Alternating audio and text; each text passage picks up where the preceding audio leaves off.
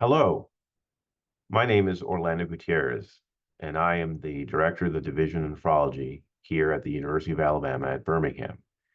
It's my pleasure to welcome you to our institution and our fellowship program, and thank you for taking time to interview with us and learn more about our program.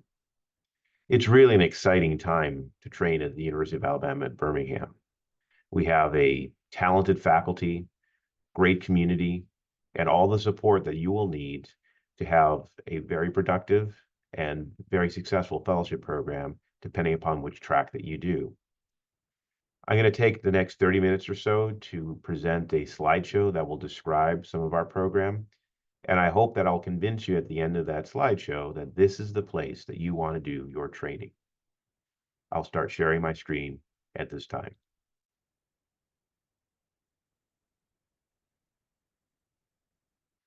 To start us off in describing our fellowship program, I'd like to provide an overview of our mission. We feel very strongly that we have a tripartite mission that includes providing clinical care to those with kidney disease, allows us to engage in research and discovery science, provide education to trainees and our patients. And we're able to embrace this tripart mission because we have a division that consists of talented multidisciplinary faculty who provide great clinical care, conduct important basic and clinical research, and are excellent teachers as well. We also have a long-standing and successful transplantation program that celebrated 55 years of existence just last year. Our fellowship program and the beating heart of our fellowship program is driven by the leadership of our program committee. And in this slide, you can see the main individuals who really are the heart and soul of everything that we do. Dr. Eric Judd is our program director, and he's been our program director for a number of years now. He's done a great job of making the program with his team into something that fits the needs of our fellows and make sure that they're well prepared for their future careers. Dr. Claire Lias is our associate program director, and she works closely with Dr. Judd in order to make sure that the fellows and their needs are attended to and that we adapt the program as needed to make sure that we're doing what we need to do to make the program as effective as possible for what each fellow needs. Dr. Dan Balkovich is our immediate prior fellowship program director, and now he's our site lead of activities at the VA, and he brings a wealth of expertise in running the program as well as any issues of the VA to the table. Dr. Abulfazl Zarjou is our associate fellowship program director for research, and in this capacity, he works with each fellow to understand if they have an interest in research or to help to connect them with faculty members to be able to conduct research during their 2 or 3 years in our fellowship program. Dr. Song Ong is our transplant nephrology fellowship program director, and he does a great job in helping fellows who want to do an extra year of fellowship and focus on the transplant subspecialty in taking them through that process and ensuring that they have a good year. Dr. Jared Cook is our Associate Fellowship Program Director for Education and Wellness, and he's really focused on many of the didactic programs, including the noon conferences and lectures, as well as the journal clubs that are key for the education program for the fellowship program. And then many of you, and all of you, I'm sure already know Jessica Hargrove, who is a program coordinator. This team is excellent, and they've done a great job over the last several years of ensuring that our program remains strong, vibrant, and provides a great opportunity to become excellent nephrologists. Our division is, I think, distinguished by expertise in multiple different areas, and which gives fellows the opportunity to get exposure to multiple different areas in nephrology. As you can see here, we have strong programs in general nephrology and dialysis led by Doctors Michael Alon and Gaurav Jain. We have a vibrant telenephrology program led by Eric Wallison and Win C. This program provides support for rural hospitals throughout Alabama to ensure that we can provide acute consultative care to patients at these rural hospitals. It helps these hospitals deliver excellent care as well as stay open so that they can continue to provide care locally in the rural areas of Alabama and enhance patient care for those individuals in those areas. Our transplant program is led by Dr. Clifton Q. We have a very strong ICU nephrology program led by Dr. Ashita Hawani and Javier Neira. And this is really world-renowned for their expertise in the care of individuals in the ICUs who develop acute kidney injury, as well as the provision of kidney replacement therapy for those individuals. Much of our strengths in basic science research is embodied in our cardiorenal physiology and medicine section led by Drs. David and Jennifer Pollock, as well as our hypertension section that's led by Dr. Eric Judd, that focuses on resistant hypertension or difficult to control hypertension and collaborates with both Dr. Pollock in terms of research in these areas. We have a VA medical center that's led by Dr. Timmy Lee as our section head there. We also have an active interventional nephrology program led by Dr. Amar Almami, as well as Alian Albalas, both of whom are interventional nephrologists who help to make sure that we have our vascular access needs well addressed in our patients. We also have a number of strengths in bone and mineral metabolism in a section there that's led by Dr. Christian Fowle. Our fellowship program is already shown, is led by Eric Judd and Claire Elias. And we have a clinical trials program led by Dana Rizik that ensures that we have an active portfolio in clinical trials that many fellows are able to participate in during their time while they're here. And of course, I am the division director. In this slide, I'd like to take some time just to give you a general overview of some of the structure of our inpatient and outpatient programs, so that you have the opportunity to delve into a little bit more detail as you go through the interview day in some of these areas and get more information about them. A lot of this information is also online on our web presence. I'll start with our clinical inpatient services. We have a total of 4 inpatient consult services, and they're color-coded: green, yellow, red, and blue. 3 of those services are covered by nephrology fellows, green, yellow, and blue, and the red service is covered by nurse practitioners working closely with nephrology attendings. The green service is our acute consult service and one of our ICU services, and it provides consultative care for individuals across the gamut of general nephrology issues that occur in inpatients, including hyponatremia, other electrolyte disorders, acute kidney injury, and the like. It also sees individuals in our medically based ICUs, including one of our 2 medical ICUs, as well as our coronary care unit. This is typically staffed by 1 or 2 fellows, as well as 1 or 2 residents with an attending. Our yellow consult service is also an acute consult service, but it provides consultations to our hospitalist service here for individuals on the floor. So they'll typically see individuals who have acute kidney injury or electrolyte disorders, acid-base disorders, those sort of things in patients admitted to the floor. They will also see individuals with end-stage kidney disease who are admitted to the hospital on the hospitalist service. This service is attended typically by 1 attending, 1 to 2 fellows, and 1 to 2 residents. The third service covered by fellows is the blue service. And you can think about this as our surgical ICU consult service.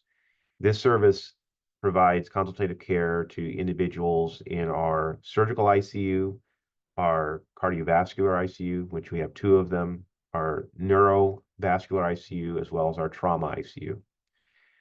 So this provides a lot of opportunity for our fellows to get expertise in the care of individuals who develop acute kidney injury or other nephrological conditions in surgical ICUs, particularly with respect to the provision of continuous renal replacement therapy modalities, as well as interacting with our surgeons and intensivists in the ICUs. This service is typically staffed by 1 attending and 1 fellow. The red service is a service that follows individuals who have end-stage kidney disease who are admitted to the hospital and require dialysis while they're in the hospital. And these are anyone who are not admitted to the hospital service. So for example, if they're admitted to surgery or OBGYN, the Red Service will follow them and make sure they get dialysis in the hospital. This is staffed by one attending and two nurse practitioners who take care of these patients and work closely with the fellows to ensure that the end-stage kidney disease patients receive dialysis on a regular basis. We also cover a small community hospital called Highlands Hospital, which is about a 5-minute drive away from here. And that is covered by the same attending who covers the Red Service, as well as a fellow who goes out there and sees patients in that hospital. The acuity of patients in Highlands Hospital is much less than what you see at the main hospital.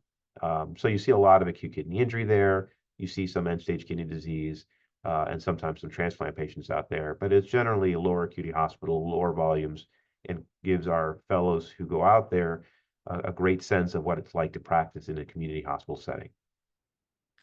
We also have a night float system, and this has been very, very popular with our fellows since it was initiated. The way the night float typically works is that the night float will cover nights, afternoons, and nights from Sunday through Thursday each week. And typically what will happen is the night float will come in around 5 p.m. and he or she will then take the virtual pager from all the other fellows covering the other inpatient consult services. So that means that they will see all new consults after 5 p.m. They will follow up any issues from consults earlier in the day, and they will deal with any ongoing issues with current patients on the consult service lists during the night. So they will do that from 5 p.m. typically until 7 a.m. the next morning. When 7 a.m. the next morning comes, the fellows will come back who are staffing the consult services during the day. They will pick up their services again after getting checkout from the night float, and then the fellows will see the patients throughout the course of the day until the night float comes in later that evening. This has been very popular because this has ensured that our fellows who are seeing patients on the regular consult service during the day are able to leave at a reasonable hour since they are off basically by 5 p.m. And so they get more sleep during the week so that they're not on call more frequently during the week. And they're able to pass things off to a night fellow who comes in and is able to take care of things so they're not staying for hours afterwards to make sure that consults happen or other things are followed up on. We also have busy transplant services, and our fellows will rotate on typically the consult service, which provides consultative care for patients with kidney transplants who are admitted to the hospital or individuals who are admitted and need help with the provision of their immunosuppressive regimen or other issues that typically occur in transplant patients. Fellows on the consult service will also participate in the process of evaluating patients coming in who are being considered for kidney transplants as well. We have an inpatient ward service for transplant patients that admits patients with previous kidney transplants who need to be readmitted to the hospital for whatever reason. Could be rejection or could be other reasons.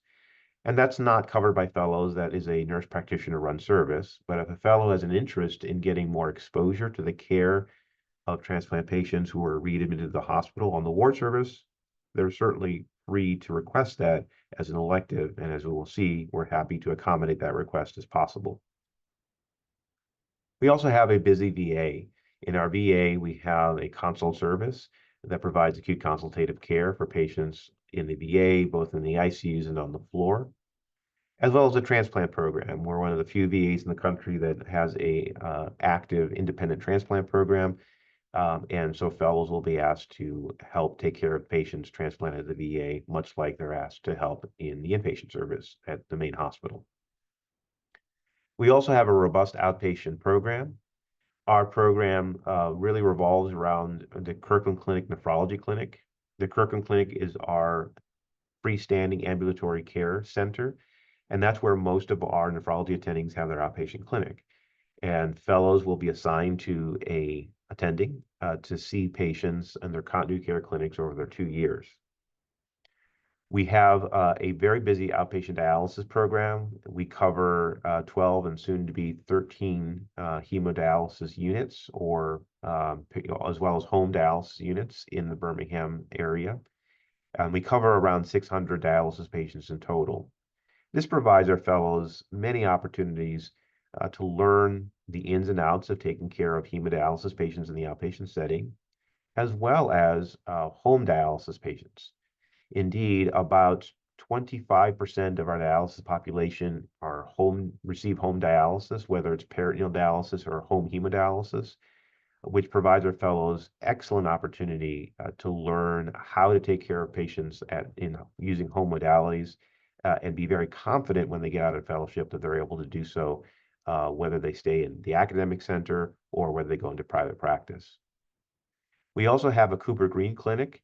This is a county-funded but UAB-run clinic for individuals who are uninsured or underinsured in the Jefferson County area.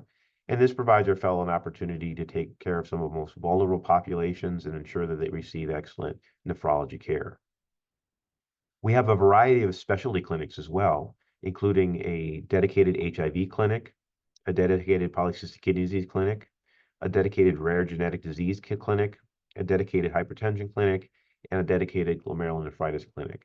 And these clinics provide fellows the opportunity to use their elective time to rotate through the clinics and get exposure or more concentrated exposure in some of these areas, so that they can get even greater expertise in these areas like glomerulonephritis or HIV.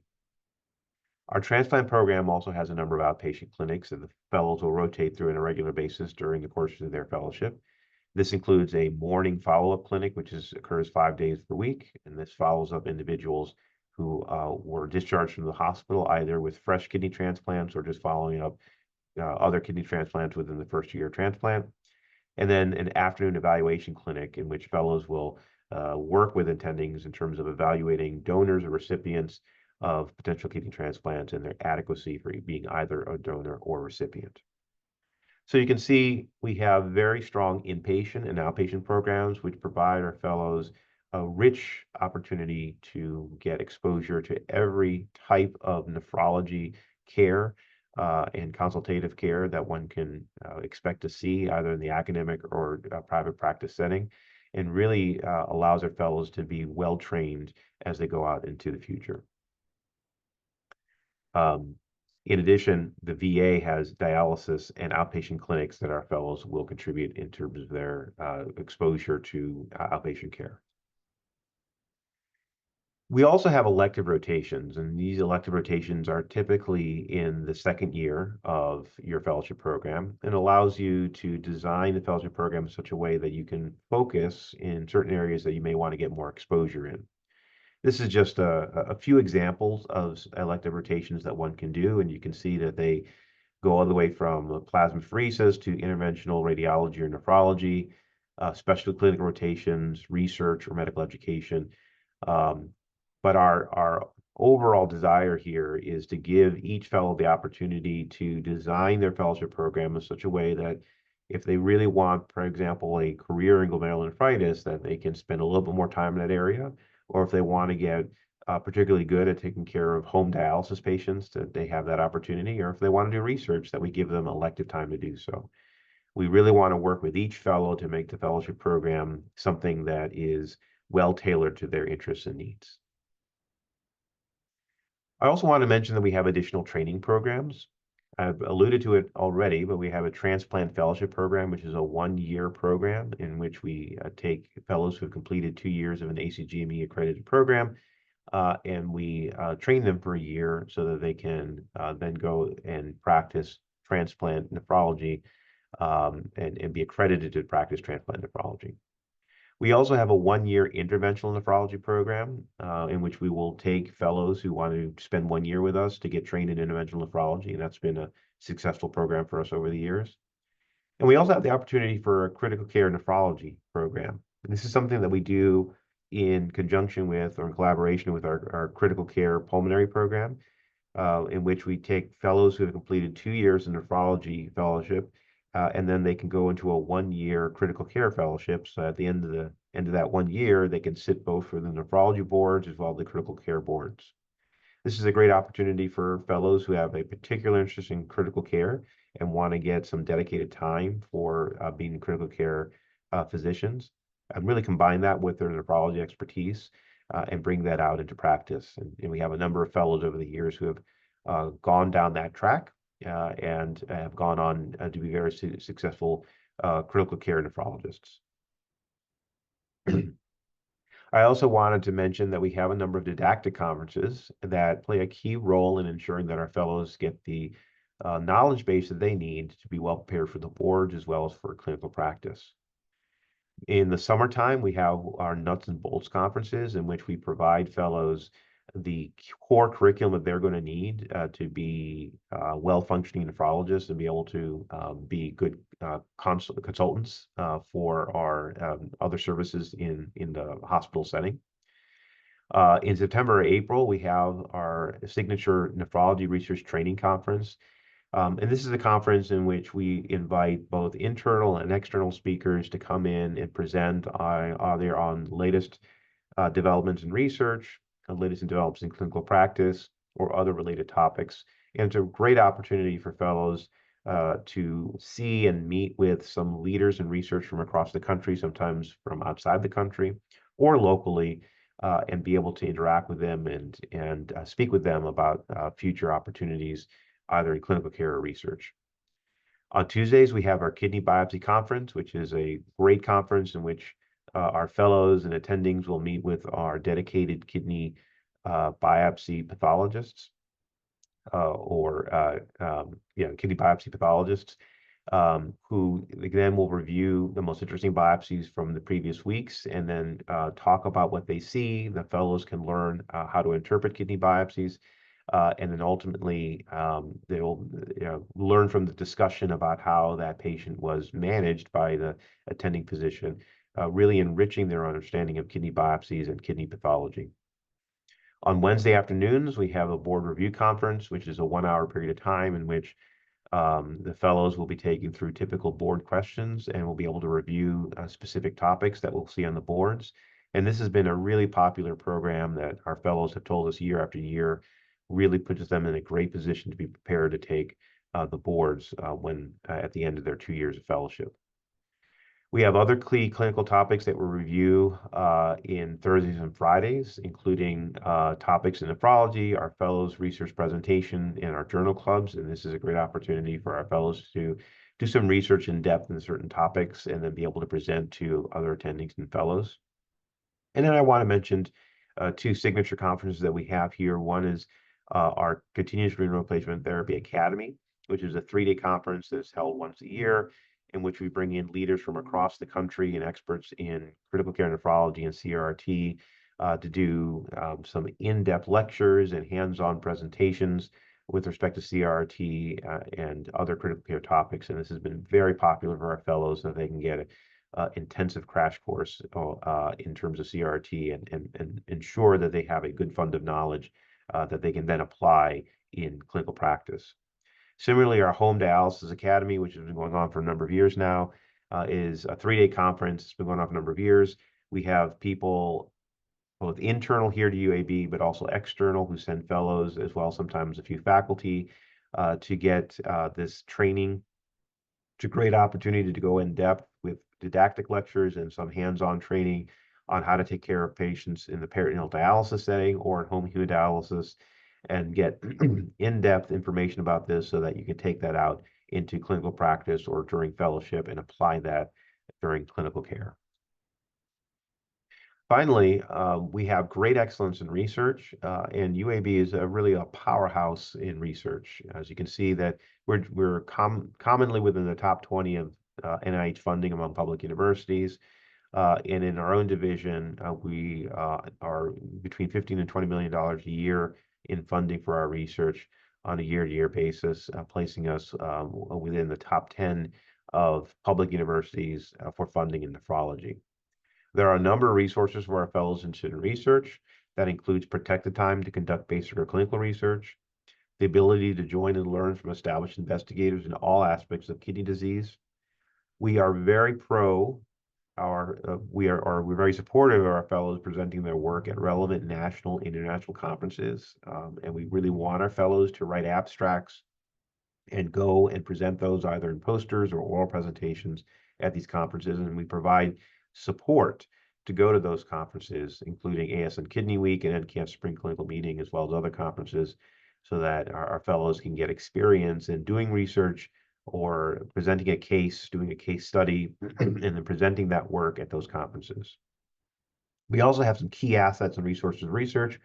We're one of only 10 centers in the country that have what's called the U2CTL1 postdoctoral training grant called Deep South KUH Prime, and it provides opportunity to support fellows who are eligible for training grants to do research for, over 1 or 2 years and get dedicated time for research that can then set them up for a long-term career in research if that is of interest to them. And I'll end here just to give a quick plug at living in Birmingham.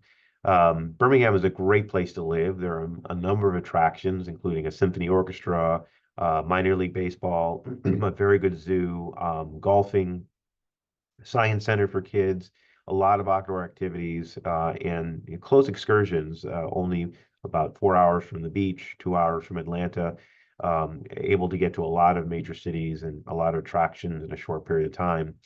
Coupled with great and low cost of living, ability to live close to the medical center if you're not driving a lot, and a great place to raise a family. So it's a really great place to live, really great place to train, and this is a really exciting time in our program. And I hope that as you go through your interview day, you talk to other faculty and fellows, that you'll realize that this is the place that you want to be to train, no matter what you want to do. Whether you want to do research, whether you want to be a great clinician, whether you want to be a great educator, we have it all here in a great program, in a great city, in a great place. And I look forward to seeing many of you in the coming years. And I thank you for taking the time to learn more about our program.